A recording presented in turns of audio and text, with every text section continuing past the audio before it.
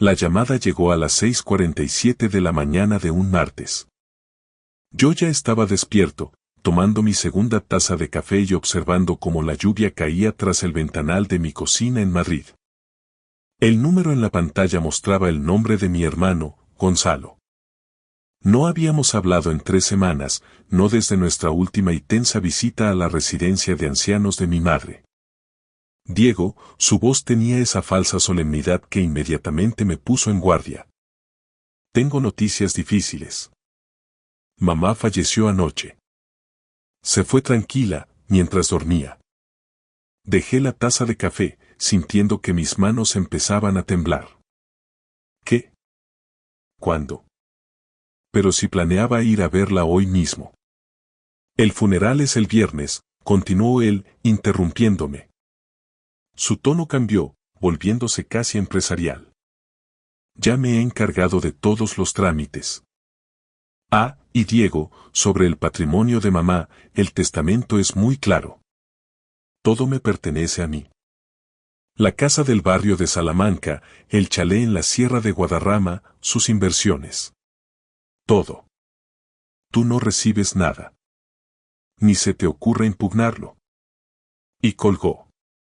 Me quedé allí, en mi cocina, mirando el teléfono con incredulidad. Mi madre muerta, así sin más. Y la primera prioridad de Gonzalo era informarme de que yo no recibiría nada. Ni un lo siento, ni un se fue en paz, sino una amenaza directa sobre la herencia. Algo olía muy mal. Permíteme que me presente. Me llamo Diego Herrera. Tengo 66 años, soy un ingeniero de caminos jubilado que pasó 4 décadas diseñando infraestructuras por toda España. Mi esposa, Elena, falleció hace 3 años a causa de un cáncer. Tenemos una hija, Alba, que ahora tiene 29 años y trabaja como bióloga marina en Vigo. Tras la muerte de Elena, me volqué en el voluntariado y en estar cerca de mi madre. Ella había sido mi roca durante el duelo. Mi hermano Gonzalo es 4 años menor, tiene 60. Crecimos bastante unidos, jugando al fútbol en el patio de nuestra antigua casa en Chamartín. Pero al hacernos adultos, nos distanciamos. Gonzalo se hizo agente inmobiliario, se casó con Patricia y tuvo 2 hijos. En la superficie, todo parecía ir bien, pero yo había notado cosas con el paso de los años. Gonzalo siempre estaba persiguiendo el siguiente gran negocio, siempre al límite financieramente. Su inmobiliaria había pasado por malas rachas. Había conversaciones susurradas en las cenas familiares sobre inversiones que salieron mal y sobre cómo Patricia tenía que hacer turnos dobles como enfermera para mantenerlos a flote. Nuestra madre, Carmen Herrera, tenía 85 años y había estado lúcida como nadie toda su vida. Maestra jubilada, aún podía recitar poemas de memoria y ganar a cualquiera al Scrabble. Vivió de forma independiente en su piso de Pozuelo de Alarcón hasta hace unos 9 meses, cuando Gonzalo la convenció de que necesitaba ayuda extra. Le sugirió que él fuera su apoderado legal para gestionar facturas y citas médicas. Mamá dudó, pero Gonzalo fue persuasivo. Después de todo, era su hijo pequeño. Fue entonces cuando todo cambió. A las pocas semanas de que Gonzalo obtuviera el poder notarial, a mamá le diagnosticaron de repente una demencia severa. Gonzalo la trasladó a una residencia, el Centro de Mayores Los Olivos, alegando que ya no podía vivir sola. Cuando la visité, me quedé impactado. Mi madre, siempre vibrante y aguda, estaba sentada en un sillón con la mirada perdida. No me reconoció. Apenas hablaba.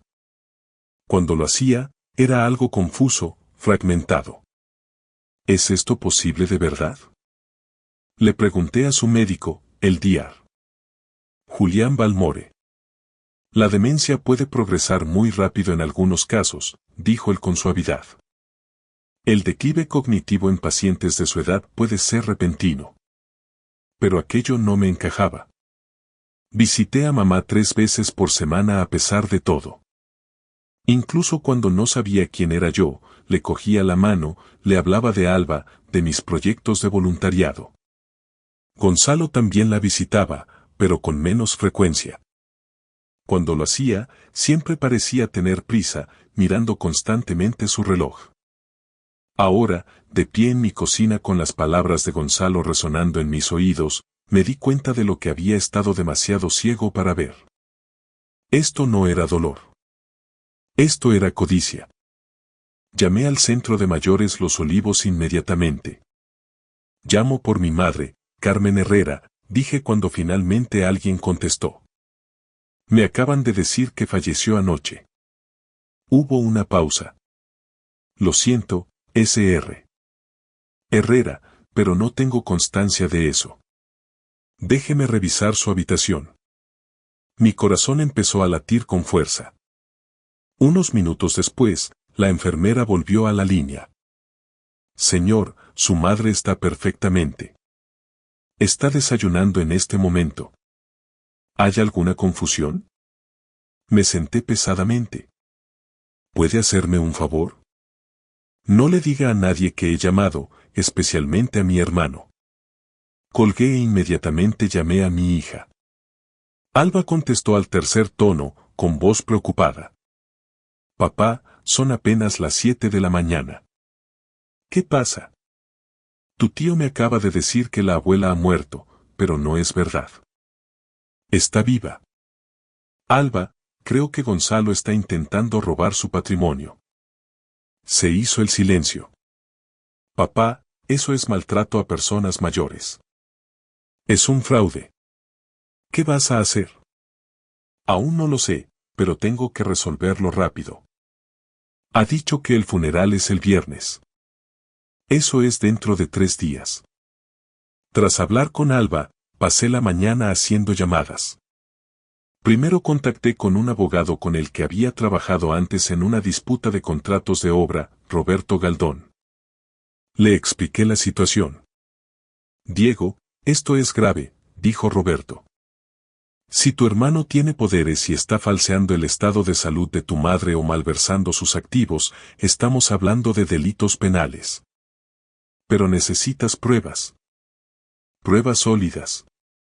A continuación, contraté a una investigadora privada, Sara Montes.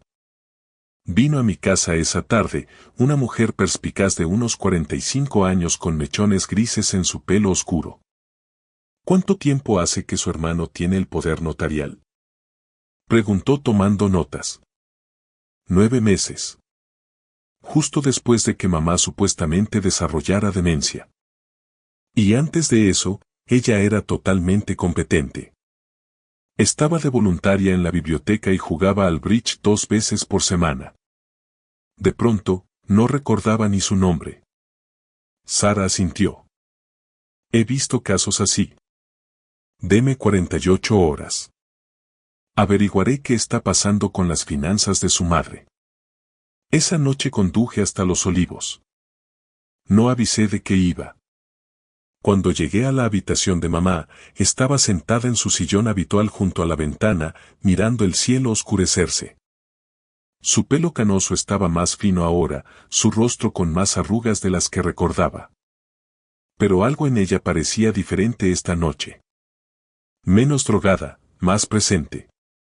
Mamá, dije suavemente, acercando una silla a su lado. Giró la cabeza lentamente y sus ojos castaños, tan familiares, se encontraron con los míos. Había algo en ellos. ¿Reconocimiento o me lo estaba imaginando? Soy yo, Diego, tu hijo. Parpadeó, moviendo la boca como si quisiera decir algo. Pero entonces entró una enfermera para tomarle las constantes y el momento se esfumó. Conduje de vuelta a casa bajo la lluvia, con la mente a 1000 por hora. ¿Qué planeaba Gonzalo? Un funeral falso para convencer a todos de que mamá había muerto. ¿Y luego qué? ¿Transferir todos sus activos mientras todos pensaban que se había ido? Era una locura. También era, me daba cuenta, potencialmente brillante por su audacia. Sara me llamó a la mañana siguiente. Diego, tienes que sentarte. Me senté a la mesa de la cocina con el teléfono pegado a la oreja. Su hermano ha estado muy ocupado. En los últimos 8 meses ha transferido aproximadamente 280.000 euros de las cuentas de su madre a las suyas. Vendió el chalet de la sierra a una sociedad limitada que aún estoy rastreando, pero sospecho que él está detrás. También ha estado tirando de sus tarjetas de crédito. Y Diego, el médico que diagnosticó la demencia de su madre, el Dr. Julián Balmore. Fue a la universidad con su hermano. Son amigos desde hace 30 años. Sentí náuseas. Entonces, la demencia de mamá podría estar inducida por medicación. Si le estaban recetando sedantes o antipsicóticos en exceso, eso explicaría el declive repentino y su comportamiento ausente. Eso es intento de homicidio, dije. Eso es lo que tenemos que demostrar. Estoy consiguiendo copias de su historial médico, pero eso lleva tiempo. Mientras tanto, le sugiero que visite a su madre otra vez. Documente todo. Grabe las conversaciones con su hermano si puede. En España se puede grabar si uno es parte de la conversación. Esa tarde volví a Los Olivos. Llevaba mi teléfono listo para grabar cualquier cosa sospechosa, pero cuando llegué a la habitación de mamá, estaba vacía. Una enfermera que no conocía estaba cambiando las sábanas. ¿Dónde está mi madre?, pregunté sintiendo el pánico. A.S.R. Herrera, su hermano se la ha llevado a dar un paseo. Dijo que necesitaba que le diera el aire. Se me heló la sangre. ¿Cuándo? Hace como 1 hora. Corrí al aparcamiento, pero el Mercedes negro de Gonzalo ya no estaba. Intenté llamarle. Sin respuesta. Llamé 5 veces. Nada. Finalmente, 3 horas después, regresaron. Gonzalo ayudó a mamá a salir del coche, sujetándola mientras ella caminaba arrastrando los pies hacia su habitación.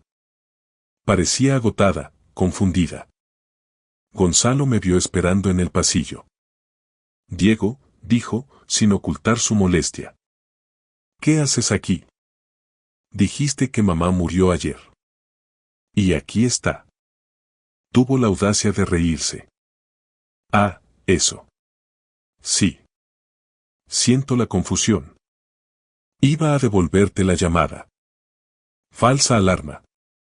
Mamá tuvo un episodio muy malo ayer y pensé que... Bueno, ya sabes cómo son estas cosas con la demencia. ¿A dónde la has llevado hoy? Solo a dar una vuelta. ¿Le gusta salir? ¿En serio? Porque parece que apenas puede mantenerse en pie. Corta el rollo, Diego, su voz bajó de tono, volviéndose más dura. Yo soy su apoderado. Yo tomo las decisiones sobre sus cuidados, no tú. ¿Quieres cuestionar eso? Consíguete un abogado. Me pasó de largo, ayudando a mamá a entrar en su habitación.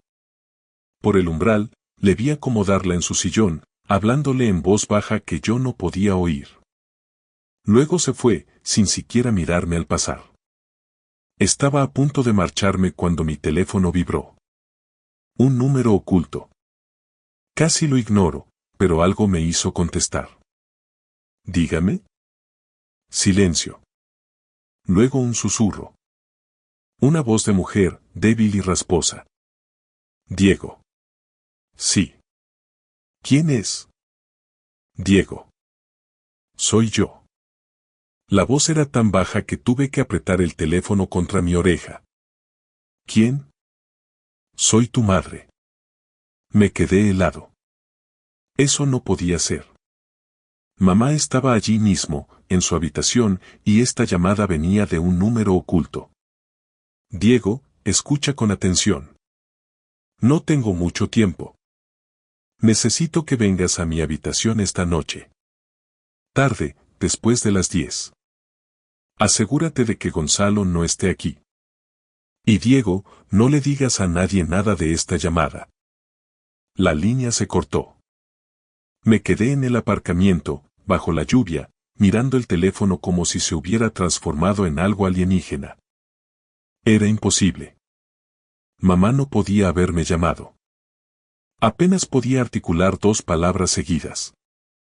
Y sin embargo, esa voz, incluso susurrada y forzada, sonaba como ella. La de verdad. La mujer aguda y de mente clara que había conocido toda mi vida. Esperé en mi coche hasta después de las 22, vigilando la residencia. El Mercedes de Gonzalo se había ido hacía mucho. Estaba el turno de noche, apenas un equipo de retén. Entré por la puerta lateral y me dirigí a la habitación de mamá. Estaba incorporada en la cama, con las luces tenues. Al entrar, se giró para mirarme y, en la penumbra, vi sus ojos. Claros, enfocados, completamente lúcidos. «Cierra la puerta», dijo con voz normal. No era el balbuceo confuso que había oído durante meses. Era una voz normal y fuerte. Cerré la puerta, con las manos temblando. «Mamá, ¿qué?» «Siéntate, cariño. Tenemos que hablar y no tenemos mucho tiempo». Me senté, totalmente atónito. ¿Estás bien? ¿Qué está pasando? Mi madre, a quien creía perdida en la niebla de la demencia, me sonrió. De hecho, sonrió con esa expresión pícara que recordaba de mi infancia cuando nos pillaba a Gonzalo y a mí robando galletas antes de cenar. Estoy bien, Diego. He estado bien todo este tiempo. ¿Pero la demencia? ¿El diagnóstico? Ni siquiera podías reconocerme. Porque estaba fingiendo. La habitación pareció inclinarse. ¿Fingiendo? Me cogió la mano. Su agarre era firme, seguro, nada que ver con las manos débiles y temblorosas que había sostenido durante meses. Diego, tengo 85 años. He estado pensando mucho en la mortalidad, en lo que pasará cuando ya no esté. Y me di cuenta de que necesitaba saber algo. Necesitaba saber cuál de mis hijos se ocuparía realmente de mí. No por mi dinero, ni por la herencia, sino porque me quisiera. ¿Así que fingiste demencia para ponernos a prueba? Cuando Gonzalo sugirió ser mi apoderado, vi una oportunidad. Acepté, pero también consulté a mi propio abogado, alguien a quien Gonzalo no conoce. Puse la mayor parte de mis activos en un fideicomiso irrevocable semanas antes de que Gonzalo obtuviera el poder. En las cuentas a las que él tiene acceso solo dejé lo suficiente para ver qué hacía. No podía procesar esto. Mamá, eso es. ¿Por qué no me lo dijiste? Sus ojos se entristecieron. Porque tenía que poneros a prueba a los dos. Tenía que ver quién me visitaría cuando no pudiera darles nada a cambio. Quién me daría la mano incluso cuando yo no supiera su nombre. Y Diego, tú viniste 3 veces por semana. Te sentaste conmigo. Me hablaste. Incluso cuando actué como si no tuviera ni idea de quién eras. Lágrimas resbalaban por mi cara. Pues claro que vine. Eres mi madre. Lo sé ahora. Pero Gonzalo. Negó con la cabeza. Gonzalo falló, Diego. Peor de lo que jamás imaginé. He estado documentándolo todo. Cada vez que venía a presionarme para que firmara papeles. Cada vez que se enfadaba cuando yo me hacía la confundida. Cada vez que se llevaba algo de esta habitación pensando que no me daría cuenta. Lo tengo todo grabado. Los 280.000 euros. Los cogió de las cuentas que dejé accesibles. He dejado que él mismo cavara su propia fosa. Mamá, me dijo que habías muerto. Está planeando un funeral para el viernes. Ella asintió. Lo sé. Me lo dijo hoy durante nuestro paseo. Dijo que iba a tener un accidente, que me iría en paz. Quería que aceptara firmar unos papeles primero, transfiriéndolo todo, pero me negué, me hice la confundida. Se está quedando sin tiempo y lo sabe. Esto es una locura. Es peligroso. Tenemos que llamar a la policía ahora mismo. No, todavía no. Roberto Galdón, tu abogado. También ha sido el mío durante el último mes. Tenemos un plan, pero necesito que confíes en mí, Diego. ¿Puedes hacerlo? Le apreté la mano. Siempre. Durante los 2 días siguientes, preparamos todo. Roberto involucró a la policía, pero con discreción. Acordaron dejar que el plan de mamá siguiera adelante para pillar a Gonzalo con las manos en la masa y pruebas irrefutables. Instalamos cámaras ocultas en la habitación de mamá, cositas diminutas del tamaño de un botón. Nos coordinamos con el personal de la residencia en el que podíamos confiar. Y mamá continuó con su actuación, interpretando a la paciente confundida y en declive cada vez que Gonzalo estaba cerca. Gonzalo vino 2 veces más. Una para traer papeles para que mamá firmara, documentos de transferencia de su piso. Mamá garabateó algo ilegible, actuando como si no entendiera. La frustración de Gonzalo era visible, apenas contenida. Firma bien, mamá, decía entre dientes. Intento ayudarte. La segunda vez, el jueves por la noche, trajo una jeringuilla. Vi la grabación de video más tarde y me puso físicamente enfermo. Le dijo a mamá que era su medicación, pero la analizamos después. Era una dosis masiva de sedantes. Suficiente para sedar a un caballo. Mamá fingió tomarla, pero escondió las pastillas. Mañana, dijo Gonzalo, acariciándole el pelo. Mañana por fin descansarás, mamá. Se acabó el sufrimiento.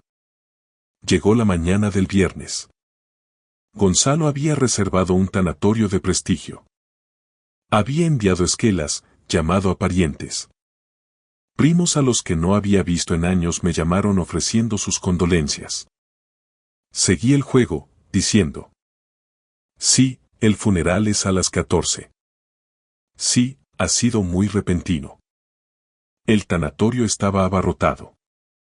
Gonzalo lo había dado todo. Flores por todas partes, una foto grande de mamá de hace 20 años al frente de la sala. Incluso había escrito un obituario lleno de lenguaje florido sobre una querida madre y tras una larga enfermedad. Me senté en la primera fila con Alba, que había volado esa mañana. Gonzalo se sentó al otro lado del pasillo con Patricia y sus hijos. Su rostro estaba compuesto, apropiadamente compungido. Patricia no dejaba de tocarle el brazo, consolándole. Sus hijos parecían genuinamente tristes, adoraban a su abuela. Exactamente a las 14, Gonzalo se levantó para dar el panegírico. Caminó hacia el podio, ajustó el micrófono y empezó a hablar. Estamos hoy aquí para celebrar la vida de Carmen Margarita Herrera, nacida el 14 de febrero de 1939. Fallecida el 7 de enero de 2025. Mamá fue una mujer increíble, una maestra que formó mentes jóvenes durante 35 años, una madre que siempre puso a sus hijos primero. Y en sus últimos meses, confió en mí para cuidar de ella. Sabía que yo protegería sus intereses, gestionaría sus asuntos y aseguraría su bienestar. Hizo una pausa, su voz se quebró con una emoción que yo ahora sabía que era completamente falsa. Mamá siempre me quiso más a mí, continuó. Me lo dijo tantas veces. Sabía que yo era el responsable, el que se ocuparía de todo. Quería que yo tuviera su casa, el chalet, todo por lo que había trabajado, porque confiaba en que yo lo usaría con sabiduría para cuidar de la familia. Me puse en pie. Todas las cabezas de la sala se giraron. Eso es interesante, Gonzalo, dije en voz alta. ¿Quieres contarle a todo el mundo dónde está mamá realmente ahora mismo? La confusión recorrió la sala. La cara de Gonzalo se puso blanca. Diego, siéntate. Este no es el momento. ¿Dónde está el cuerpo, Gonzalo? ¿Dónde está el cuerpo de mamá? Va a ser incinerada. Ya lo hablamos. Ah, sí. Porque he llamado al crematorio. Ellos no la tienen. Patricia agarró el brazo de Gonzalo. Gonzalo, ¿de qué está hablando? Las puertas al fondo del tanatorio se abrieron. Todas las personas en la sala se giraron y allí, enmarcada en el umbral, estaba mi madre. Entró lentamente usando un andador, pero con la espalda recta y los ojos afilados. Detrás de ella, la seguían 2 agentes de la Policía Nacional de uniforme. La sala estalló. La gente se levantó, jadeando. Alguien gritó. La hija de Gonzalo rompió a llorar. Mamá avanzó por el pasillo. Cuando llegó a la altura de Gonzalo, se detuvo. «Hola, hijo», dijo con claridad.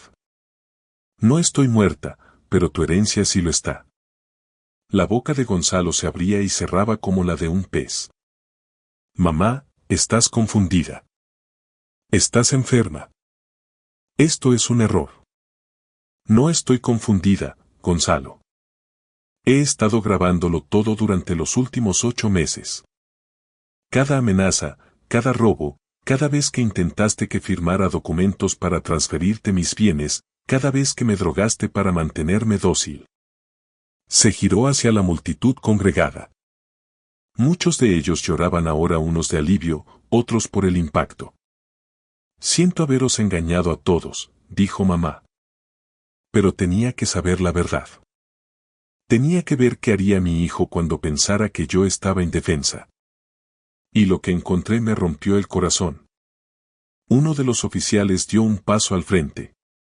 «Gonzalo Herrera, queda usted detenido por maltrato a personas mayores, hurto superior a 400 euros, estafa e intento de fraude procesal. Tiene derecho a guardar silencio». Gonzalo intentó correr. De hecho, intentó empujar al oficial y correr hacia la puerta, pero solo dio 3 pasos antes de ser placado y esposado. Sus hijos sollozaban. Patricia se quedó paralizada, con el rostro como una máscara de horror. Mientras se llevaban a Gonzalo, él le gritó a mamá. «Soy tu hijo. No puedes hacerme esto. Necesitaba ese dinero». Mamá le vio irse, con lágrimas corriendo por sus mejillas, pero su voz era firme cuando habló. «Eras mi hijo, pero dejaste de serlo en el momento en que decidiste que mi vida valía menos que mi cuenta bancaria». Los procedimientos legales duraron meses. Gonzalo intentó inicialmente luchar contra los cargos, alegando que mamá era realmente incompetente y que él solo intentaba ayudar, pero las pruebas eran abrumadoras. Grabaciones de video de él intentando forzarla a firmar documentos. Audios de sus amenazas. Registros bancarios que mostraban el robo. El testimonio del Dr. Balmore, después de que se le concediera inmunidad a cambio de declarar cómo Gonzalo le había presionado para recetar medicación innecesaria. Al final, Gonzalo se declaró culpable. Le cayeron 5 años de prisión y se le ordenó devolver los 280.000 euros robados, además de 50.000 euros en multas. Perdió su licencia de agente inmobiliario permanentemente. Patricia se divorció de él y obtuvo la custodia total de los hijos. Quedaron destrozados, pero Alba y intentamos seguir presentes en sus vidas, intentando ser la familia estable que necesitaban. El Dr.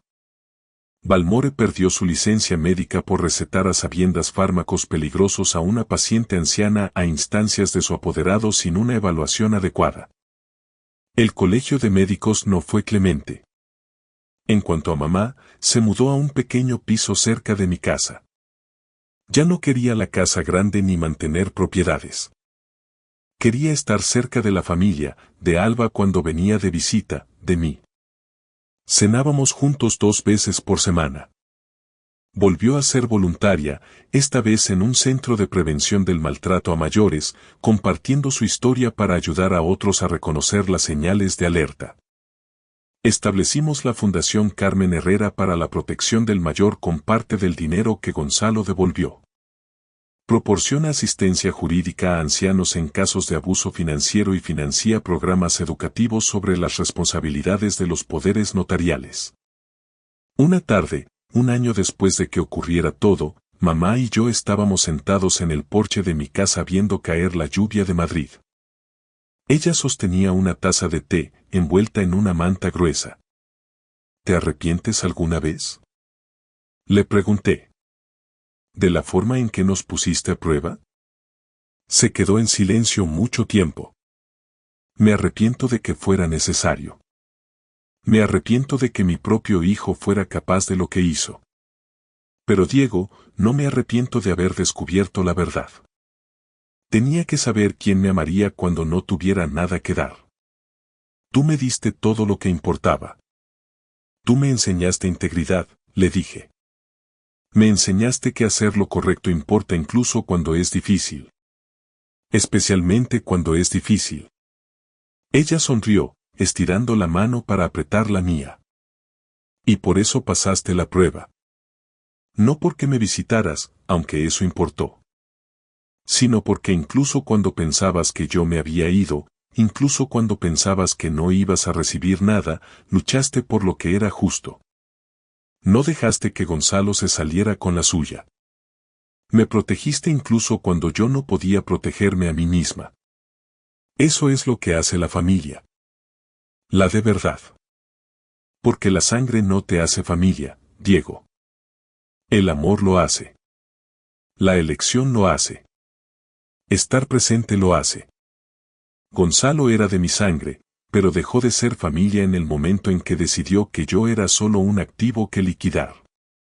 Nos quedamos en un silencio cómodo, viendo el agua correr por el jardín. Dentro, oí mi teléfono vibrar. Alba, probablemente llamando desde Vigo para nuestra charla semanal. O quizá el abogado con novedades sobre la fundación. La vida seguía adelante. Mamá me miró, con los ojos todavía agudos y claros. ¿Sabes qué es lo más triste? ¿Qué? Si Gonzalo simplemente lo hubiera pedido. Si hubiera sido honesto sobre sus problemas financieros, yo le habría ayudado. No con todo, no fomentando sus malas decisiones, pero le habría ayudado.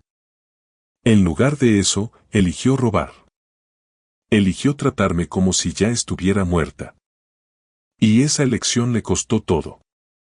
No supe qué decir a eso, así que solo le sostuve la mano. Esta mujer extraordinaria me había enseñado más sobre fuerza y dignidad en el último año que en todos los anteriores.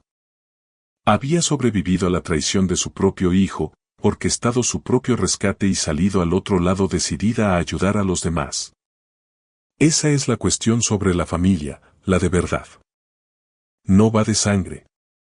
No va de herencia. Va de estar ahí. Va de amar a alguien incluso cuando no puede darte nada a cambio. Va de luchar por lo que es correcto, incluso cuando significa enfrentarte a tu propio hermano. Gonzalo tomó sus decisiones. Eligió la codicia sobre el amor. Eligió el robo sobre la integridad.